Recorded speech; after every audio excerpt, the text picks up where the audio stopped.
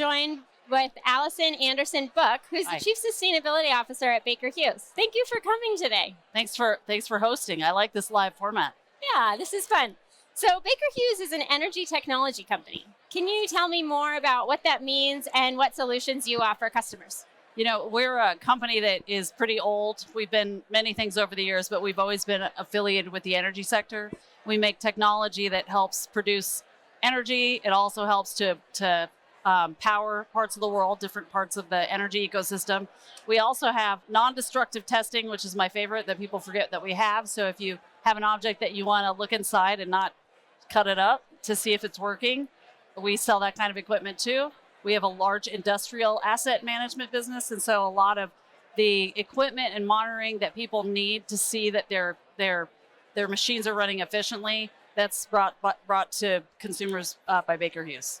Okay, great.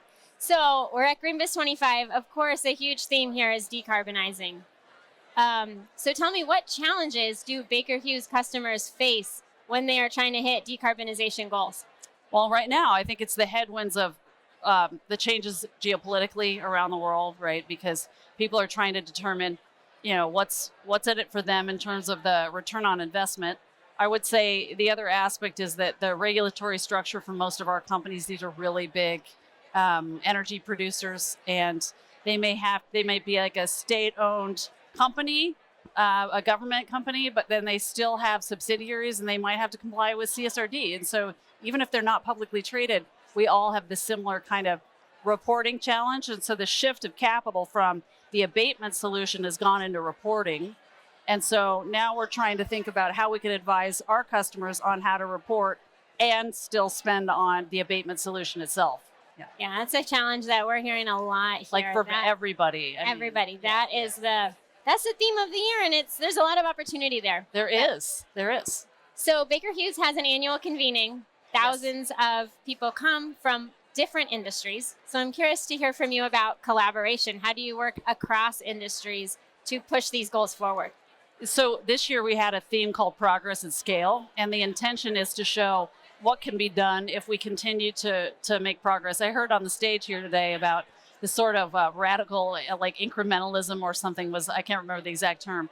And I think there, to some degree, is some of that happens. But when we convene people at annual meeting, we're really looking to catalyze the collective, I'd say, sort of buying power, the collective interest in a topic. And right now, it's having sustainable energy development. And so the way we're looking at it is, how do we, through our partnerships, provide value for communities and the world writ large? I mean, one of the things that we did this year was we launched sustainability advisory services through one of our advisory, it's called Gaffney Klein Energy Advisory.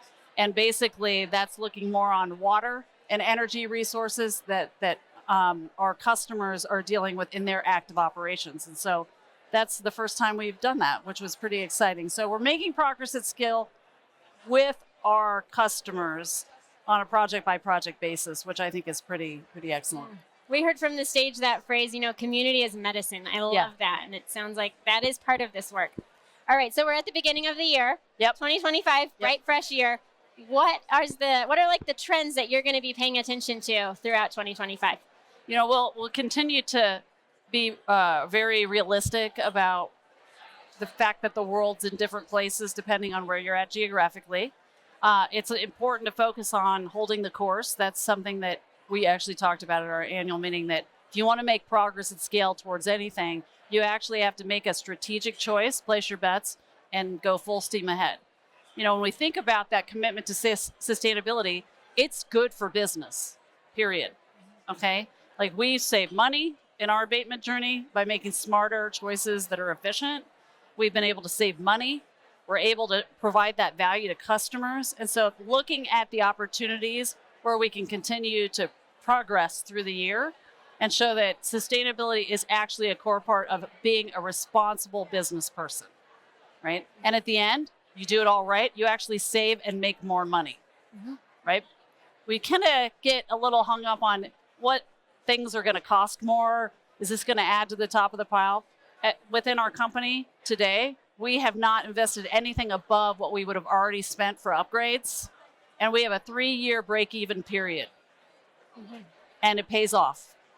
And so that's what I'll be looking at. That's really impressive. Yeah. All right. What did you say? Incrementalism? You said ambitious It said something like radical incrementalism. Radical incrementalism. And we need to get beyond that to be more innovative again. Yes, I love that. All right. Thank you so much for joining me. I hope you enjoy the rest of the conference. Thank you. You as well. It's a good conference.